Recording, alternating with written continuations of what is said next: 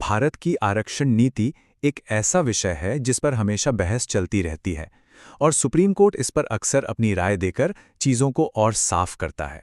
लेकिन हाल ही में कुछ ऐसा हुआ जो थोड़ा कंफ्यूजिंग है। सुप्रीम कोर्ट ने कुछ ही हफ्तों के अंदर दो बड़े फैसले सुनाए और मज़े की बात यह है कि पहली नज़र में ये दोनों एक दूसरे के बिल्कुल उल्टे लगते हैं।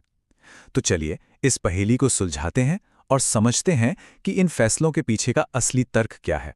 तो सवाल यही उठता है, क्या सुप्रीम कोर्ट की ये दो फैसले वाकई एक दूसरे को काट रहे हैं? मतलब क्या एक फैसले ने दूसरे को गलत ठहरा दिया, या फिर इनके पीछे कोई ऐसा गहरा सिद्धांत छिपा है जो इन दोनों को एक साथ जोड़ता है और हमें एक बड़ी तस्वीर दिखाता है? अब जरा इन तारीखों पर गौर कीजिए। एक फैसला आता है दिसंबर में और ठीक अगले ही महीने जनवरी में दूसरा फैसला आ जाता है। अब इतना कम फासला हो तो जाहिर है चर्चा तो होगी ही। लोगों को लगा कि क्या सुप्रीम कोर्ट ने इतनी जल्दी अपनी राय बदल दी, पर असल कहानी जैसा कि अक्सर होता है थोड़ी अलग है। अच्छा, तो इस उलझन को सुलझाने के लिए हमें सबसे पहले दिसंबर वाले फैसले को देखना होगा। ये केस था राजस्थान हाईकोर्ट बनाम रजत यादव, और इसी केस से ओपन मेरिट के नियम की एक बहुत जरूरी बात निकलकर सामने आई। इस पूरे केस का जो सार है ना, वो सामान्य सूची या जनरल लिस्ट को समझने में छिपा है। देखिए, कोर्ट ने यहाँ एक बहुत बड़ी गलतफहमी दूर की। उन्होंने साफ साफ कहा कि जनरल लिस्ट का मतलब जनरल कास्ट के लिए रिजर्व की गई सीटें बिल्कुल नहीं हैं। असल में ये एक ओपन कैटेगरी है। इसे एक ऐसी रेस की फिनिश लाइन की तरह समझिए जिसे कोई भी अपनी काबिलियत और मेहनत के दम पर पार कर सकता है, फिर चाहे वो किसी भी जाति या श्रेणी का क्यों ना हो। तो फिर भर्ती की सही प्रक्रिया आखिर होनी क्या चाहिए? इस फैसले ने इसका पूरा खाका तैयार कर दिया। सबसे पहले जितने भी उम्मीदवार हैं उन सब की एक कॉमन मेरिट लिस्ट बनेगी। फिर रैंक के हिसाब से सबसे पहले भरी जाएंगी ओपन मेरिट की सीटें। मतलब अगर कोई रिजर्व्ड कैटेगरी का कैंडिडेट अपनी मेहनत से टॉप रैंक ले आता है तो उसे ओपन सीट पर ही जगह मिलेगी, और जब ये सीटें भर जाएंगी उसके बाद ही बची हुई रिजर्व्ड सीटों को बाकी उम्मीदवारों से भरा जाएगा।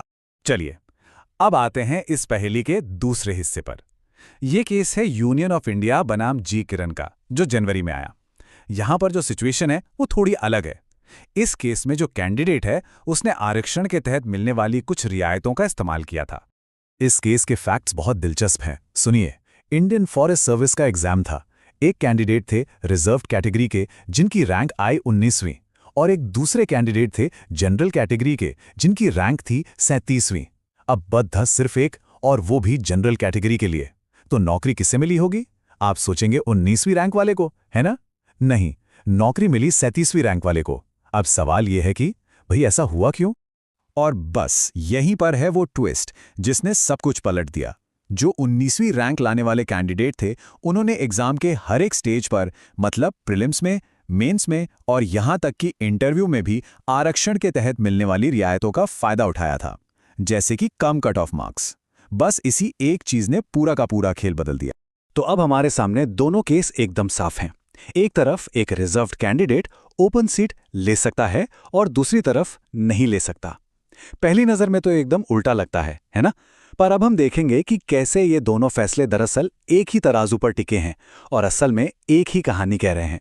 सच तो ये है कि ये दोनों फैसले एक दूसरे के विरोधी हैं ही नहीं, बल्कि ये एक ही सिक्के के दो पहलू हैं। ये एक ही नियम को दो अलग अलग सिचुएशंस में लागू करते हैं और ऐसा करके ये आरक्षण की नीति को और भी ज्यादा साफ कर देते हैं। चलिए इसको और आसान बनाते हैं। रजत यादव केस में क्या हुआ? कैंडिडेट ने बिना किसी रियायत के सिर्फ अपनी मेरिट के दम पर मुकाबला किया। नतीजा, वो ओपन सीट का हकदार बना। अब आते हैं जी किरण केस पर। यहां क्या हुआ? कैंडिडेट ने सिलेक्शन प्रोसेस के दौरान आरक्षण का फायदा उठाया। नतीजा, वो नियुक्ति के समय ओपन सीट पर दावा नहीं कर सका। तो नियम बहुत सीधा सा है, अगर आप रियायत लेते हैं तो आप अपनी रिजर्व्ड कैटेगरी में ही रहेंगे। तो आखिर में इन दोनों पेचीदा कानूनी तर्कों का निचोड़ क्या है और भविष्य की सरकारी भर्तियों के लिए इसका क्या मतलब निकलता है? इसका जवाब एक बहुत ही सीधे और साफ फैक्टर में छुपा है। तो सबसे अहम और निर्णायक बात सिर्फ एक है, क्या कैंडिडेट ने परीक्षा की पूरी प्रक्रिया के दौरान आरक्षण से जुड़ा कोई भी लाभ या कोई भी रियायत ली है? अगर इसका जवाब नहीं है तो वो अपनी मेरिट के आधार पर ओपन मेरिट सीट के लिए पूरी तरह से हकदार है, और अगर जवाब हां है तो फिर उसकी नियुक्ति सिर्फ और सिर्फ उसकी अपनी रिजर्व्ड कैटेगरी के अंदर ही हो सकती है। बस इतना ही सिंपल है। तो जाते जाते एक सवाल यहां छोड़ जाते हैं। इन फैसलों से जो ये साफ तस्वीर बनी है वो आने वाले समय में भारत की आरक्षण नीति को कैसे आकार देगी। ये सिद्धांत भर्ती प्रक्रियाओं में बराबरी और पारदर्शिता को और कैसे बढ़ावा देगा। ये कुछ ऐसे अहम सवाल हैं जिन पर सोचना वाकई ज़रूरी है।